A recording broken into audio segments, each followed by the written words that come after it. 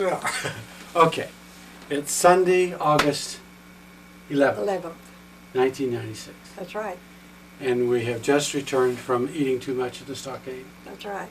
We're both miserable. We're both miserable, but not so miserable we can't talk. Mm-hmm. That's right? Okay. That's right. All right. So we're just going to do an experiment, see if we can record some of the things we've talked about before. Mm-hmm. Some of it is. Okay. And I asked you if you wanted fact or fiction. And I said if there's a difference, I'll take fact. Okay.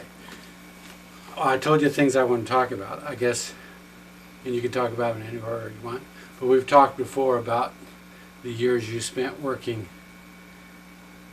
at Johnson Machine Works, and all the things you did, including some of the chores you had to go out and collect accounts from customers who weren't paying. That's right. So tell me what years, first of all, are we talking about that? It would be in the early 30s. I can't say how long I worked. This is before you were married. Oh yes. When were you married? What were you married? 1937. 37. Mhm. Okay. So I'll say maybe from 30 to 33 or 34. Who else was working at the company then? Otis Hickson, Yeah.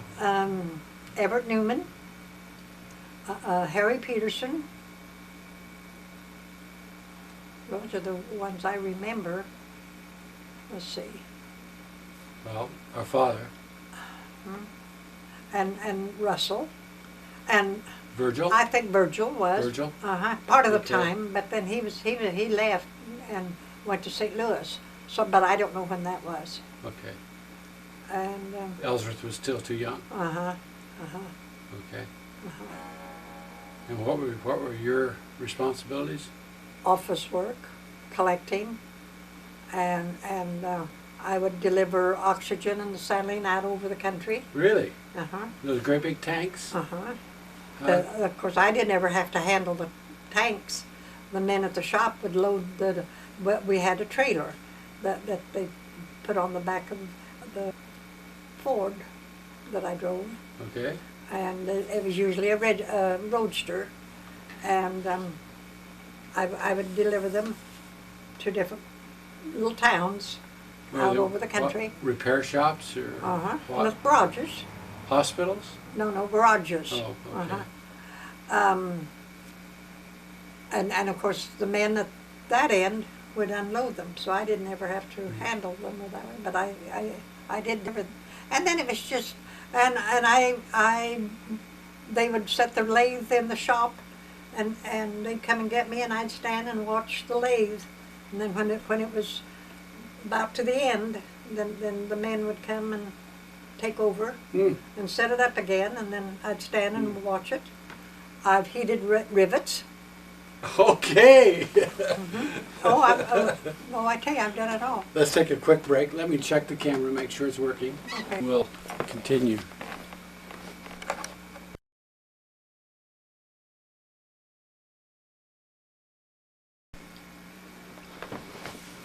Okay, system's working. We'll get back in business. Okay, now tell me, just quickly, tell me about some. You told me once on one of these visits about going out to collect accounts from customers. You had some stubborn customers. Can you remember any of those? No. I remember one time that I came back into the shop after collecting, and I told one of them, I guess Russell, and one of the men's there, this man kind of chewed me out, and I guess I chewed back, I don't know. And this employee was going over and clean up his shop for him. But no, as a general rule, it was pleasant. You say clean up his shop, you mean his shop. You were only in your 20s, early 20s. At that point, you were out collecting bills. Good Yeah. you. Oh my, yes. Good for you. Well, I'd walk from the shop down to her Lang's garage. Which Lang's garage? Down on, would it be Armory? Huh? Sure. Oh no, I walked the town over and collected. How far away travel to get either delivering the oxygen? Oh, Melrose, Osceola. Really? Uh-huh. Oh, it's been so many years. Mhm. I really forget. All those little communities around there that had shops Yeah. and would have the oxygen and What, saddling. what do you remember about the kind of projects the company was doing then? Were they repairing farm equipment Well, or building bridges? Or Before what? I left, then the war. No, that's wrong. I wasn't there during the war. It was when they were building 34, Uh-huh. and they'd bring in those big machines. We had 11 of those big construction machines. Would they've been Caterpillars or Maybe graders or something. big machines? I Yeah. remember one time we had 11 in the shop. What were you doing to them? Repairing something? Uh-huh. Huh. And then they had the blades, and that was part when they'd call me to come and watch when they were sharpening the blades, and of course I didn't work the machines, but I stood and watched so that I could let them know when it was ready, and somebody would come and So they had take some. over. They had some pretty big machines going Oh at yes. that point. Huh. And then the war came along, and that's when the shop started to. Now, in the early '30s, when you were there, was there plant, what we now call plant number 1, that red brick building there on Roland, or on It was 11th Street? there was practically no floor in my office. It was just really no. It was improved. But it was that same building, Uh-huh. without, The same location, Yeah. but it's not the same building. not the same building. No. What was there then? Oh, just a frame. Okay. It was just an old. When was this building built? I don't know. The red brick one that's there? I don't know. I have the impression that this red brick building was there before they did all their war work. So maybe it was late '30s or something when it got built. That David, I cannot tell you because Huh. I don't know, and I don't know what year I left. I was married in '37, but I left before that, and worked in Des Moines. What were you doing in Des Moines? I was with Legier's What's that? cosmetic company representative, Oh, really? and Traveling again? well, just in Des Moines, Oh, and that's what I was doing when Pete and I were married. and you met Pete at a dance in Sheraton, a Lutheran church In dance. Lucas. Lucas. And that was always all by chance. I was organist in the Lutheran church at Sheraton, and the Feets belonged, and Mr. Feet was manager of the creamery in Sheraton, and he came to me after church one Sunday morning and said, "Miss Johnson, do you dance?" And I said, "I'd rather dance than eat." That's still true? Yes, Okay. that's still true. And he said, "Fine, I'm going to issue you a card that will permit you to come, and anybody you bring, you're responsible. And no drinking or any rough stuff or that way like that." And about my second time there, I met Pete. And I saw him dancing, and I thought, oh, would I love to dance with that man. And before the evening was over, there was an old-fashioned circle dance. And I did get to dance with him. And that was the beginning. Did he take you home? No, No. no. No. No, I think he was there with his girlfriend. Oh, Uh-huh. now. Uh-huh. All right. And they were with the Cunninghams. And but then during the week then, that must have been on a Friday night. And then the next week I got a letter from Missouri, and Russell brought the mail in and was going through it, and he come to this letter and he said, "Sis, who do you know in Missouri?" And I said, "No one." He said, "Well, you have a letter," and it was from Pete. Well, now, how did Pete get your address, Clara? Oh, well, that wasn't hard. Care of Johnson Machine Works. Okay. And Now I have to. You want to dance with him because he was a good dancer, or because he was a handsome man? well, he wasn't handsome. He wasn't handsome. No, he was a good dancer. Oh, yes, he was. And I tell you, we've danced around the world and back again All right. in our years. All right. Mhm. Good. Good. He was in Missouri out working for the railroad then? Yes. He was with the telegraph department. All right. Where he worked all his life. Was that basically the only job he ever had? For No, CB&Q? he ran an oil station in Lucas before that. And when they were putting the telegraph lines through Lucas, he decided that he'd like to be with them. Hmm. So he applied and started working there, right there in Lucas. So how long did you and Pete know each other before you got married? Well, I don't know what, I imagine two years anyway. But then, see, he was gone so much of the time, out. Maybe he'd be in Missouri or Illinois, or so we didn't see each other that much. But we corresponded. So you were married in '37, and did you immediately start traveling with him when he? Right away. When he did?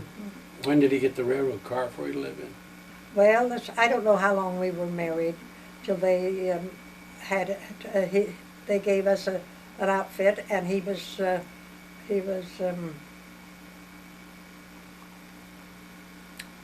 foreman of the crew. Okay. And we lived in the foreman's car.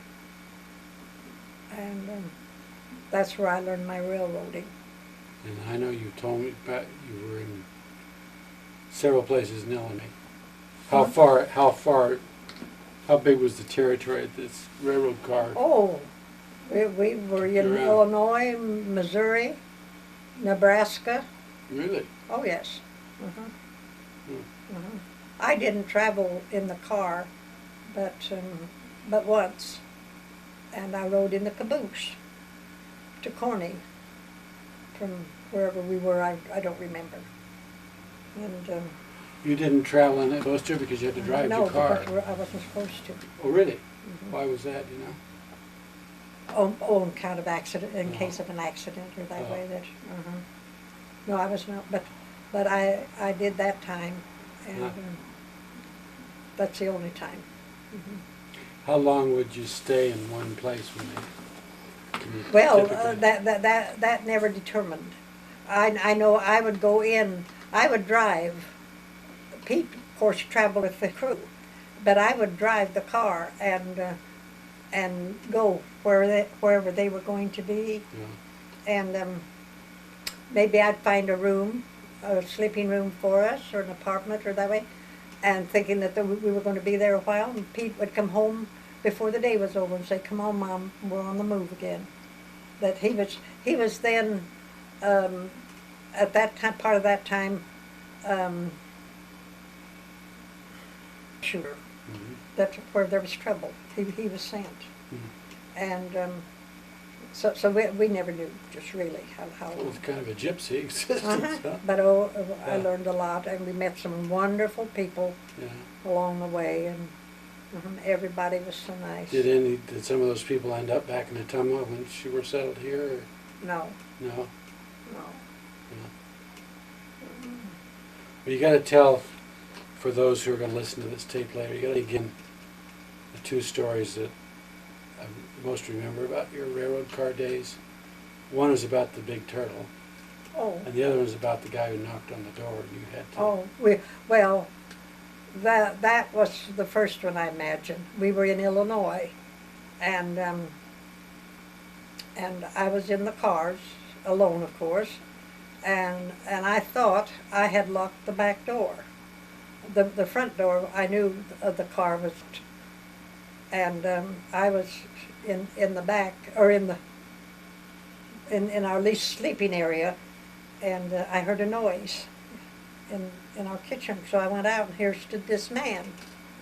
And I said, "What are you doing in here? Who are you looking for?" And he says, "Oh, I thought this was a man's crew." And I said, "It is." I'm the wife of the foreman. And he says, oh, I was wanting to wash and clean up a little bit and shave. And I said, well, my husband's material is in the washroom there, help yourself. And I walked by and went over to the depot. And the ticket agent came over and ushered him out. Ushered him. How much of the car did you and Pete occupy? Did you have the whole railroad car? Oh no, because the man had, we had,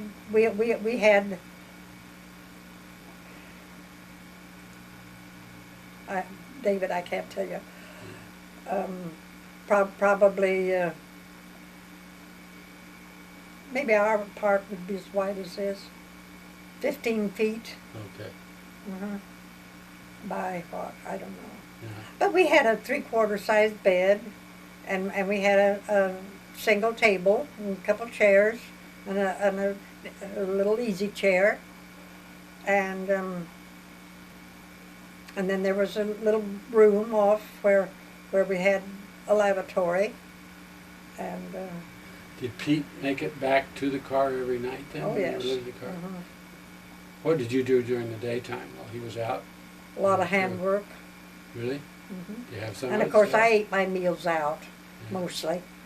And if we were in any size town at all, I'd go window shopping, or oh no, I could always spend my time. Did the other railroad wives in the town ever make an effort to? No. Well, no. Not really. Well, I shouldn't say that, because someplace along in Illinois, we were invited out a couple of times into the homes of the ticket agent in that way. But, no. Well, I guess we really weren't, when he was doing this, we weren't ever situated long enough to acquire friends. Yeah. And then some of the women, wives of the men that were working, were out too, but they were living in sleeping rooms that way. Scattered about. And they'd come to the car, and no, there was never a draggy time. Yeah. One time when we were in Illinois, you, if you remember that, and Cheryl and Mother came and stayed with us in the car. There's some footage on our old family movies, and I assume, I don't know who would have taken it, because the only person I ever remember having a movie camera was Virgil. But we have some footage of us being with you around a car, and this must have, how many, I'm going to say Chevrolet, the Chevrolet coupe you had was in the picture, but that may be wrong. My memory is very good about that. How many years were you in the car? Do you remember? How late? Well, was it after the war? Or? We were in the cars until we came to Temwa in 49. 49. So you were there, living in that car for several years then, through the war. And when we came here, the base was out here, so it wasn't easy to find a place to live. But it just so happened that one of the railroaders down at the depot was retiring and leaving, and so we got their apartment. So that worked out fine. Is that apartment on downtown Washington? Washington. Okay, I remember that. Lived there with you for a long time. You lived there. I'll tell you about this place. 60. When did you move out here? 51. 51. Oh, okay. So you're there just 2 years then. Well, gee, I remember visiting you a lot in those 2 years then. I remember sitting on the front porch of that apartment building. There was a large Buick dealership right across the street, and they had what I thought was the absolute most beautiful machines ever made, Buick convertible at the showroom. I just sat for hours. And they were on display in the windows, big windows. Yeah, just sat for hours and watched them. And then you had a drive-in a hot dog, root beer stand, catty corner from I don't know you. if it was an A&W. I don't remember that. On the corner, Kittywampus, Yeah. where we lived. And they were selling foot-long hot dogs, and I never had Mhm. one. I've always regretted not getting a foot-long hot dog. Yeah. Before we leave this period of time through the 30s and 40s, I want to ask you about your politics then. My Of course, what? your politics and Pete's politics. That's, of course, when Franklin Roosevelt was saving the country with his New Deal. What do you remember about Franklin Roosevelt and the Depression? And No, that I don't know. you don't? Really, no. I do remember, though, that when we used to have the discs and everything was during the war, that we had to have discs to get sugar and Oh, flour and that way. And when you little ones would come, you couldn't understand how that could be, why we had to have that. I do remember that. hmm. That Where did you get the discs? You remember? from I don't remember that. I have to go get those. I don't know. But I wouldn't be surprised if I have some around here someplace, but David, I don't know. Huh. I've never I learned how haven't, that system I haven't thought works. about that for so many years. Yeah, sure. No. Mm-mm. Yeah. Mm-mm. But getting back to the turtle. Yes. You want to Yes, know I about want to that? hear about the turtle again. Well, I was alone in the car, as I was so much of the time, and we were up in Wisconsin, Wyalusing, along in there, and along the Mississippi River. And I heard this clomp, clomp, just like a man walking down the track in hip boots, knee-high boots, that they wore on account of the climbers. But it kept getting louder, and I'd listen and I'd look out around the car, and because the tender was attached to the end of our car, Okay. and tender, and so I finally took courage in hand and got down and walked beyond to the end of the tender, and there was this big turtle coming down the middle of the track, just clomp, clomp, clomping along. And by the time the men had gotten under the cars, and the men moved our cars enough that they could get that turtle out and put him back in the river. Now, how you say big? How big is big? Oh, Really? I bet he was About that. 2 or 3 feet? Oh, A couple feet wide? oh, he was a big thing. Ah, fantastic. Mhm. That's a couple of my experiences. Oh, those are the 2 stories I heard. Yeah. Yeah. Well, I want to do more of this. We don't have to do it all today because I'll bring my camera back. And Well, this hasn't You been wanna do it. some more? Well, I'll have time to think about it or something. I want to talk to you also about your childhood years, but if you're tired, we'll do that Oh, another no, time. no, Huh? no. Well, I had a nice childhood. It was a lot of work, and we lived in a neighborhood. It was mostly minor families, and I remember my mother saying that they got paid every 2 weeks, and so they always had money. And then every Saturday, they would the young children would go to the movies. There were serials, and of course they'd go every Saturday, but I could never go. I just stand in the front yard and wave bye to them when they go. But because everything we had to either go in the business or we just didn't have it to. Well, now, But it's paid off. was grandmother's objection to that because it was a movie? Because my memory of her, I expect, yes. my memory of her is that she disapproved of us going to movies. Oh, yes, yes. There was something evil about motion pictures. But when you shut this off, I'll tell you what she said about us getting married. Oh, really? All right. All right. That's just between me and Clara. but no, no, and I started working out when I was 12 years old, and Mrs. Kirkhart called Mother one day and wanted to know if she would let me help her on Saturdays. She said Clara goes along minding her own business and all the other kids are scuffling. Well, I used them to do that because I had to hurry home. Work was waiting for me. Maybe the dishes were standing on the table from noon. And I was going to ask, what were your chores? That you well, remember? when I'd get home from school, Mother would have put the food away, but the dishes and all were still on the table, and it was my job to clean up the table, wash the dishes, and set the table then for supper, and sometimes even start supper. But we ate an awful lot of fried potatoes, fresh fried potatoes, and I'd get them started in that way, and well, just whatever there was to be done. Where was grandmother spending And her she'd time? be, and of course she had her 6 lots in garden then, Okay.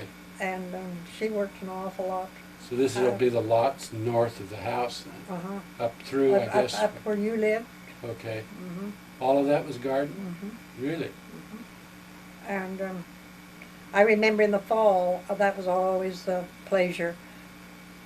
After our father would come home from work, he'd light the lantern, and we'd go out, and he and Russell, I suppose, dug turnips, and then us younger ones would take them back to the north window of the basement, Right.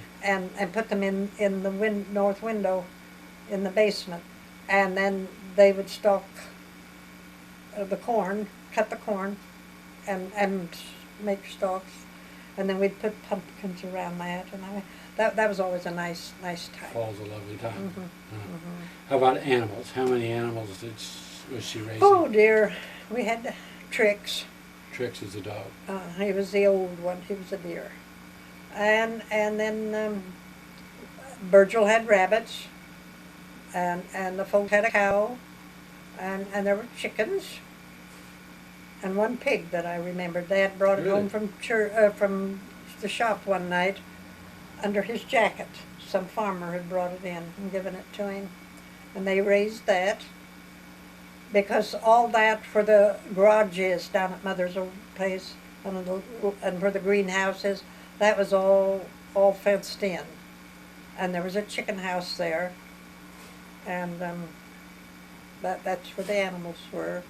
Were the animals raised mostly for your own food, Uh-huh. or were they raised to sell? Oh, or no, Just your own food. for our milk So you'd have and the some. eggs, Yeah. and You'd have someone butcher the pig for you. Or, evidently. yeah. Mhm. And then when we went to eat tonight, you told me about delivering papers, The what? delivering newspapers. Oh, When did that start? my brothers, Russell and Virgil, had paper routes, big ones.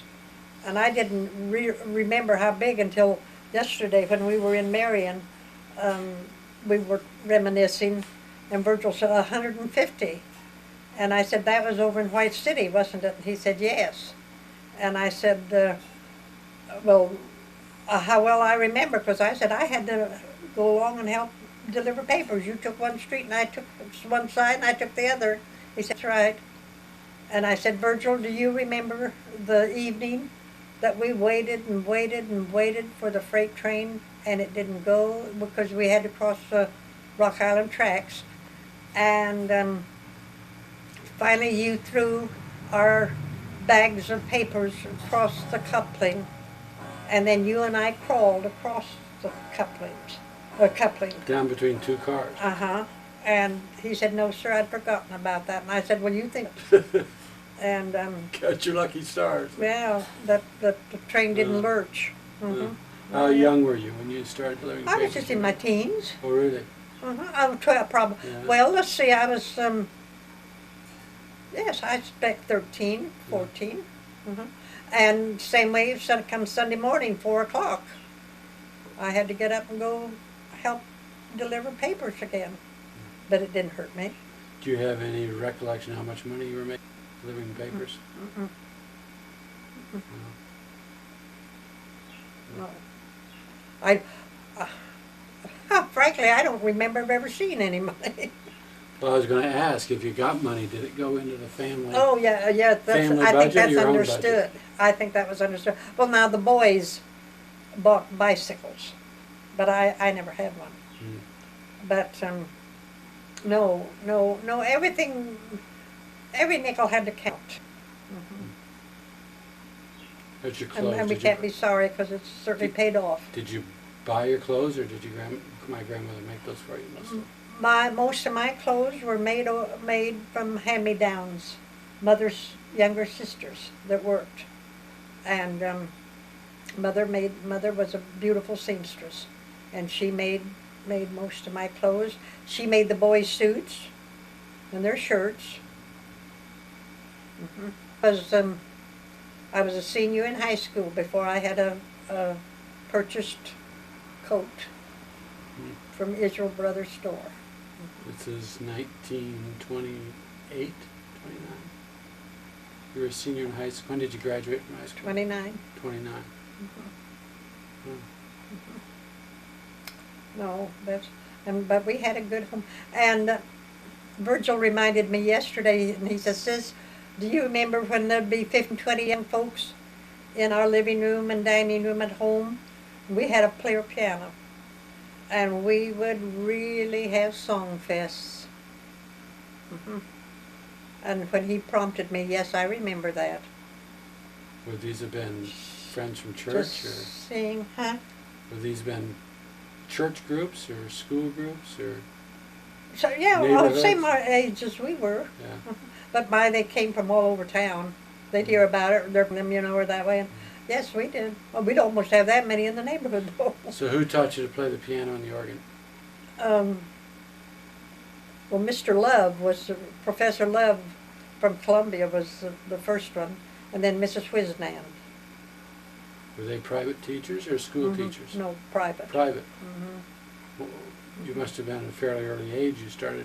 And practicing. Mabel Swartz, Strickland Swartz, was my vocal teacher. Oh, I didn't know you had vocal lessons too. So, Well, yes. who in your family was spurring you to learn to play the piano and the organ and take I don't vocal know. lessons? I don't know. I guess Who was it was just. influencing you? I think when our father bought the player piano is what started it, really. Because there had been no object before, because of no instruments. Yeah. That way. So it had to be then, but I can't. Now he died in 23, 23. so January of 23. Right. So it had to be his bringing in the piano. So, okay, in 23 then you must have only been about 12 years old. Uh-huh. So, and you were already playing the piano before then? No, because I didn't have anything to play on. No, I mean, if he was a player before his death, right? Huh? He bought the Oh player yes, piano before oh his yes, death. Okay. yes. Okay. But I don't know how long, really. Yeah. Couldn't have been too awfully, maybe a couple of years. Do you remember? I remember. I know there was time that he gave me a little watch, a little Swiss watch, because I practiced, and I still have that watch. Oh, really? Mm-hmm. Good for him. Well, then he was your Wristwatch. influence. So no. You've told me stories about how generous he was with people, even though he wasn't making a lot of money himself. These are people who worked for him. His family never suffered, but if our father knew of someone, and there was one family especially, she was a widow lady, and had a son and a daughter, and they were members of the church, and if there wasn't coal in her basement, it wasn't long till there was a ton put in. No, our father was very generous. He was not a financier, Yeah. but He was a good man. I wish he could have lived to see what has been through the years, and could have appreciated and enjoyed what has been accomplished. Yeah. Mm-hmm. You had lots of cousins around Sheridan. Mm-hmm. You know, Renus and Luther and Gertrude and Vera. Gertrude. Harriet. Did you see much of them? Oh yes, yes. You say you're all close to They all was, of them? Yes, I would say we were pretty close. Yeah. Especially. I don't know that Renus and Luther and Russell and Virgil were always so close, but we girls were. We were friends, and we fought, and we made up. Mm-hmm. Huh. No, it was nice. Do you remember anything about, in the 20s, about ragtime and, you know... Well, now that's when I learned to dance, and Iris Hickson was the one that taught me how to dance. Really? Mm-hmm. And yes, and I didn't go to public dances or that way, but when Mr. Feet issued me that card for one of the preview dances, I was pretty well along in knowing how to dance. And so, no, I wish I could dance today. Do you remember your mother having any objections to Sure. dancing? Sure. She did? Do you want me to whisper to you what she said? Yeah. No, No, I don't I'm- want you to embarrass yourself. No, and I don't want to embarrass her either. But Okay. afterwards, I'll tell you. Okay. I always thought, no, she didn't say that. No, she didn't say it, but I always said that my mother, I was sure, thought that I was going to,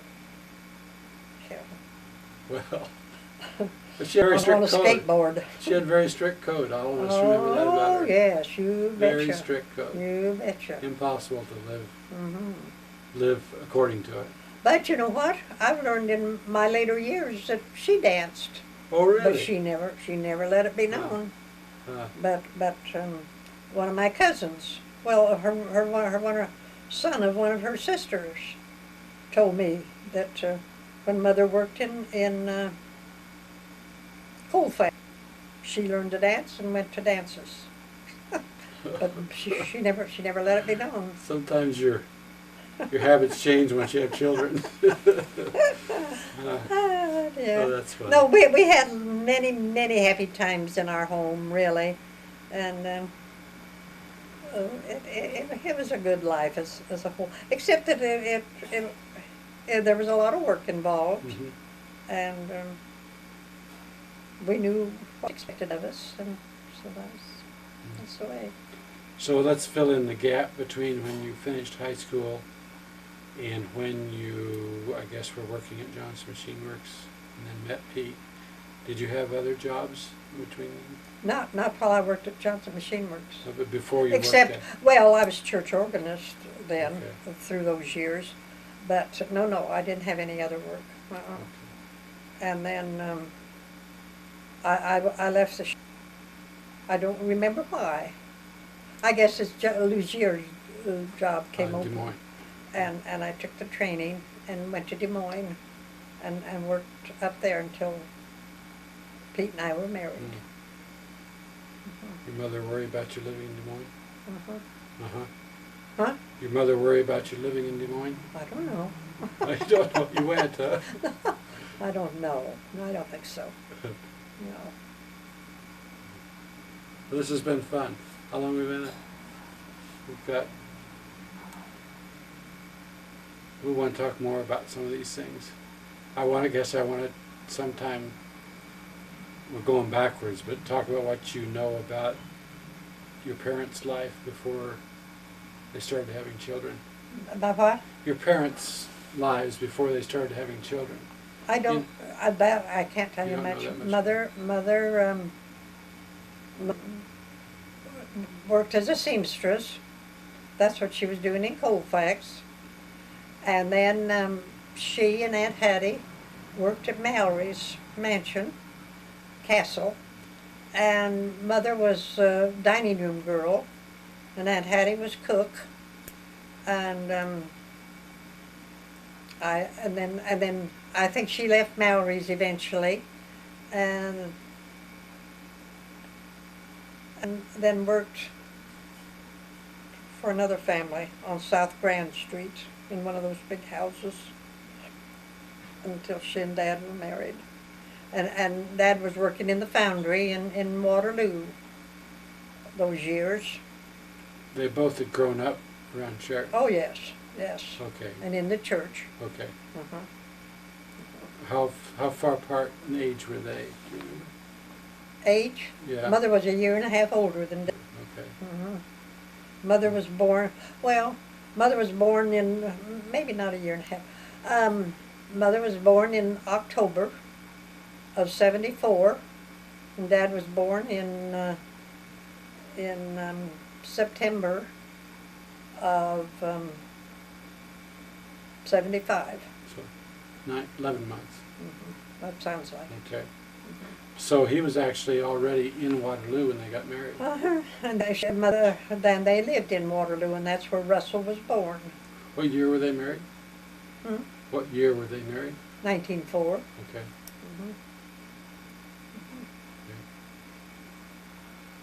And then... And I don't know. Then they must have come to Sheraton then in about 1907.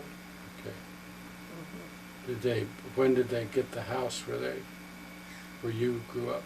I don't know. I was born in a little house in an apartment on 7th Street. Oh, really? Oh. It still stands. And where on 7th Street? Let's see. Where would it be? Well, from Lucas Avenue along the south side of Mother's house, I would say it was in the 3rd block, on the east side of the street, a little white square house, and there was an apartment in the back, and that's where they lived, and that's where I was born.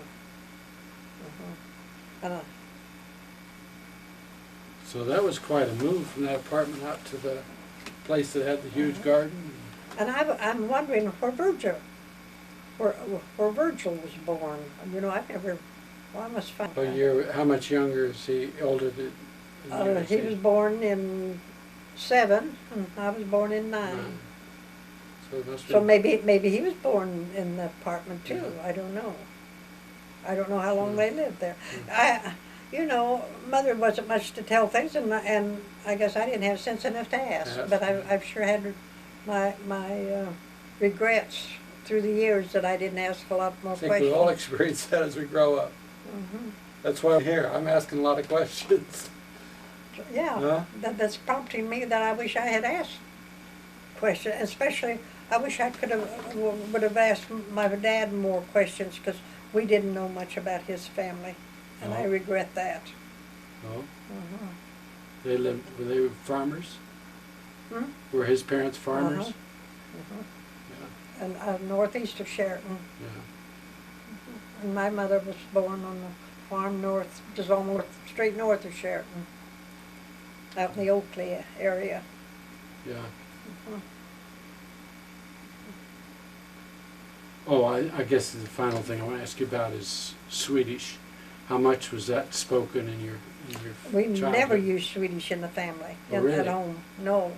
The only time when Aunt Lottie Johnson would come and spend the day with Mother, that Swedish was spoken.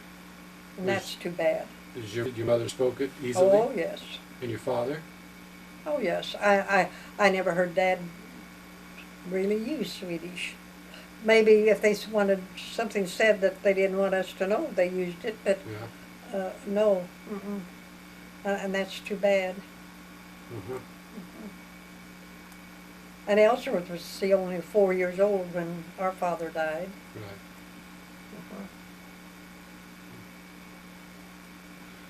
It was fun. We'll do it again. Oh, I don't know. I feel as though I've been kind of draggy. I don't know. You take me so by surprise. I don't know what. Well, I tell you what, you think about some of these questions that you don't think you've answered fully, and we'll come back to them whenever you want. Don't mean to surprise you, just trying to tap your memory. So, But I'm trying to think of something now. I don't really, but I'll get this